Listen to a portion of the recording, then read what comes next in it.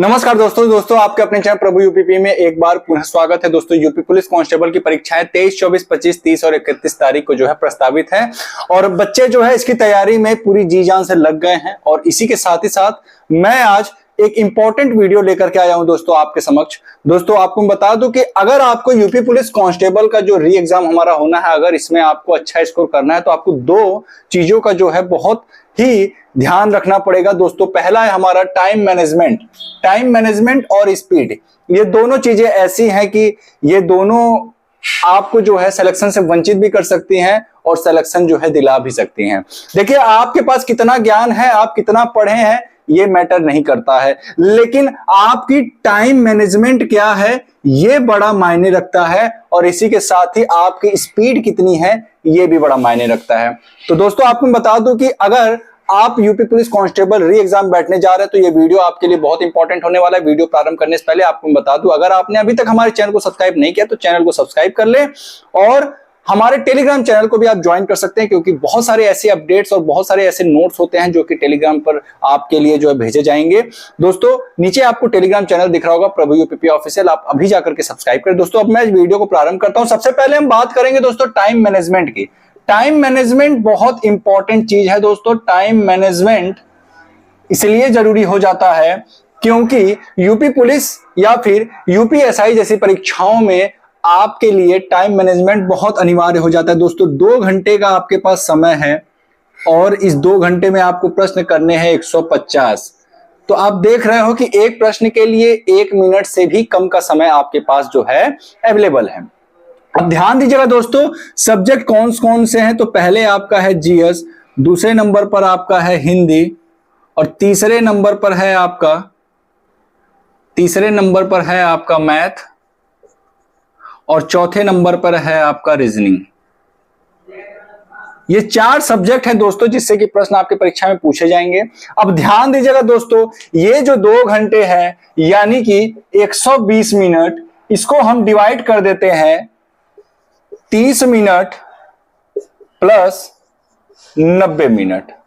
30 minute और 90 minute ये 2 भाग में हम इसको जो है बांट देते हैं। क्यों बांटते हैं इसको समझते हैं दोस्तों। ध्यान दीजिएगा, ये जो 30 मिनट आपको दिख रहा है, इस 30 मिनट में आपको करने हैं जीएस और हिंदी। हर हाल में आपको जीएस और हिंदी के प्रश्नों को सॉल्व करके और जो इनका ओएमआर है और जो ओएमआर शीट है वो आपको भर लेने हैं, ठीक है। बाकी के 90 मिनट में आपको सबसे पहले सॉल्व करने हैं रीजनिंग को, उसके बाद आपको सॉल्व करने हैं मैथ को, ठीक है। रीजनिंग और मैथ उसके बाद आपको सॉल्व करना है। ध्यान दीजिएगा, जब आप 30 मिनट में जीएस और हिंदी के प्रश्नों को सॉल्व कर लेंगे तो आप जो है बचे हुए 90 मिनट में रीजनिंग और मैथ को बहुत आराम से जो है आप सॉल्व कर लेंगे। और इस तरीके से आपका टाइम मैनेजमेंट की जो प्रक्रिया है वो बहुत ही आराम से जो है कंप्लीट हो जाएगी और यकीनन आपको टाइम कम नहीं पड़ेगा।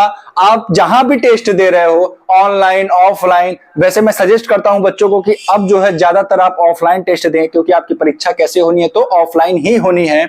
और इसी के संबंध में आज भी एक जो है सूचना जारी हुआ है कि जो पेपर की छपाई को लेकर के बात करी गई है कि सरकारी जो कंपनी है, सरकारी जो प्रिंटिंग प्रेस है, कोशिश ये किया जा रहा है कि उसी के माध्यम से पेपर की छपाई होगी। तो दोस्तों आपका पेपर ऑफलाइन होना है तो इसलिए आपको जो मॉक टेस्ट है वो भी ऑफलाइन ही देना है, ठीक है। चलिए ये तो रहा टाइम मैनेजमेंट की बात, कैसे कैसे करना है भैया। 30 मिनट में जीके और जीएस ये आपको सॉल्व करने के बाद हिंदी, ये दोनों आपको बड़े ही जो है कि अच्छे से सॉल्व कर लेना है और ओएमआर शीट भी इसी 30 मिनट में आपको भर लेना है। क्योंकि जीके और हिंदी में आप जितना कम समय लेंगे, रीजनिंग और मैथ के लिए आपको उतना अधिक समय जो है वो प्राप्त होगा। अब देखिए, तो अगर यहां पे नंबर ऑफ क्वेश्चंस की बात करें तो 38 और 37 ये हो गए आपके 75 क्वेश्चन और उसके बाद रीजनिंग और मैथ का भी मिला के 75 क्वेश्चन।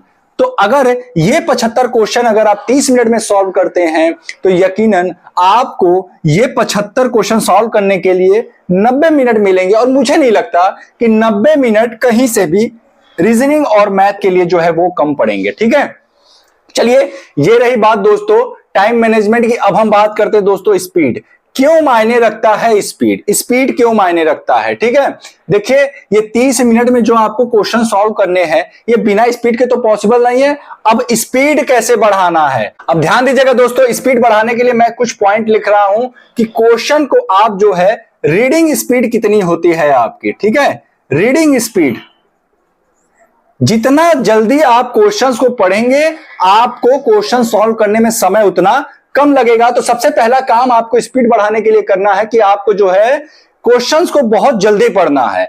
कुछ लोग क्वेश्चन को बहुत आराम आराम से पढ़ते हैं। जल्दी पढ़ने का यह तात्पर्य बिल्कुल नहीं है कि आप जो है इंपॉर्टेंट चीजों पर ध्यान न दें। ठीक है, जल्दी पढ़ने का तात्पर्य यह है कि आप क्वेश्चन को समझते हुए कोशिश करें कि कितना जल्दी आप क्वेश्चन को पढ़ सकते हैं, और इस प्रैक्टिस को आप जो है मॉक टेस्ट में अप्लाई करें। जो भी जहां भी आप मॉक टेस्ट लगा रहे हैं वहां पे आप इसको जो है फॉलो करें कि कितना जल्दी जल्दी आप जो है क्वेश्चंस को पढ़ पाते हैं। उसके बाद ध्यान दीजिएगा, उसके बाद स्पीड कैसे बनती है, कैलकुलेशन। कैलकुलेशन जो है आपका जितना अच्छा होगा स्पीड आपकी उतनी अच्छी होगी। ये आपका मैथ के लिए हो गया। ठीक है, अब ध्यान दीजिएगा, अगला जो है स्पीड बनाने के लिए जो सबसे मेन चीज है वो है आपका प्रैक्टिस। जितना अधिक आप प्रैक्टिस करेंगे आपकी स्पीड उतनी अच्छी होगी। बिना प्रैक्टिस के स्पीड नहीं होता दोस्तों। तो प्रैक्टिस बहुत इंपॉर्टेंट होता है, खास तौर से जो आप रीजनिंग और मैथ देख रहे हैं। रीजनिंग और मैथ के लिए प्रैक्टिस ही चाहिए। इस समय आप चैप्टर वाइज चीजों को क्लियर करते रहे, लेकिन आप जब तक प्रैक्टिस नहीं करोगे तब तक आपका स्पीड नहीं बनेगा। और बिना स्पीड के पॉसिबल ही नहीं है कि 120 मिनट में ये 150 प्रश्न जो है आप सॉल्व कर सको। तो इसलिए स्पीड और टाइम मैनेजमेंट ये दोनों ही बहुत जरूरी चीज है आपके सिलेक्शन के लिए। इसको बिल्कुल भी हल्के मत लीजिएगा। जितनी भी बातें मैंने बताई इसको आप अपने मॉक टेस्ट में अप्लाई करिए, यकीनन आपको बेनिफिट होगा, आपको फायदा मिलेगा। मॉक टेस्ट असल में होता ही इसीलिए है कि जो चीजें आपको एक्सपेरिमेंट करनी होती है वो आप मॉक टेस्ट में ही करिए। आपको जो मैंने बताया स्पीड बनाने के लिए कि रीडिंग स्पीड, कितना जल्दी आप जो है क्वेश्चंस को पढ़ सकते हैं, आप एक बार अप्लाई करके देखिए, यकीनन आपको इससे जो है बेनिफिट मिलेगा। तो ये रहा हमारा टाइम मैनेजमेंट और स्पीड पर आधारित वीडियो। उम्मीद करता हूं इस वीडियो से लाखों बच्चों को जो है फायदा मिलेगा, और कई सारे ऐसे बच्चे होंगे जिनका कि इस वीडियो में जो बातें मैंने बताई अगर वो उसको अप्लाई करते हैं तो यकीनन उनका जो है सिलेक्शन भी होगा। तो दोस्तों फिर मिलते हैं किसी अन्य इंपॉर्टेंट वीडियो के साथ, तब तक के लिए जय हिंद, जय भारत।